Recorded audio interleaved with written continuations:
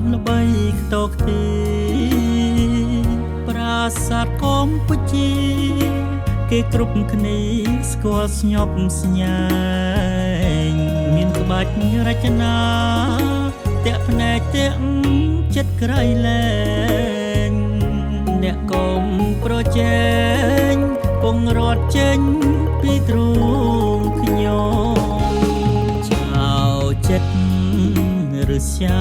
សាបាបំភ្លៃរំលោភដែនដីអធិបតេយ្យនៃជាតិខេមរាចង់បានឥតខ្មាស់កាលាំងតាមចិត្តមហិច្ឆតាសម្បត្តិដូនតាដាច់ញាស្ម័គ្របដូរជីវិតសំដីក្រៅផ្អែមក្នុងដូចផ្លែល្វីមានចិត្តជាមាលោកលុនសាវ៉ាលួចឆ្មក់មុខក្រោយបំពេញរីលួបនឡាចោឥតមេត្តាសារជាតិឬស្យាប្រៃជីវិតជូនជាតិបើឃ្លៀតចាក់ឆ្ងាយទោះស្លាប់មិនស្ដាយចិត្តកាយព្រោះជាតិសាសនាការពារប្រាសាទទឹកដីឲ្យបានថ្លៃថ្លាជូនជាតិខេមរាឲ្យបានសុខសន្តិភាព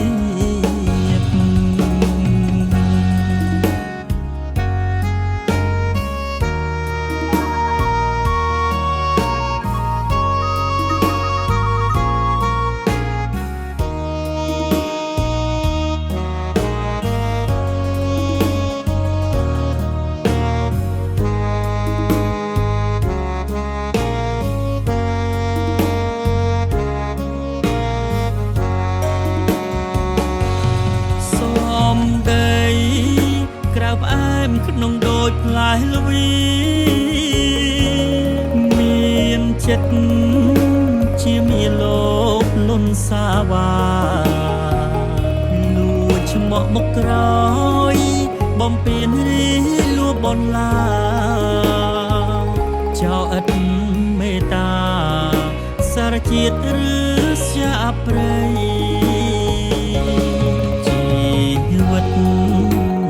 ជាតិបើឃ្លៀតចាក់ឆ្ងាយទោះស្លាប់មិនស្ដា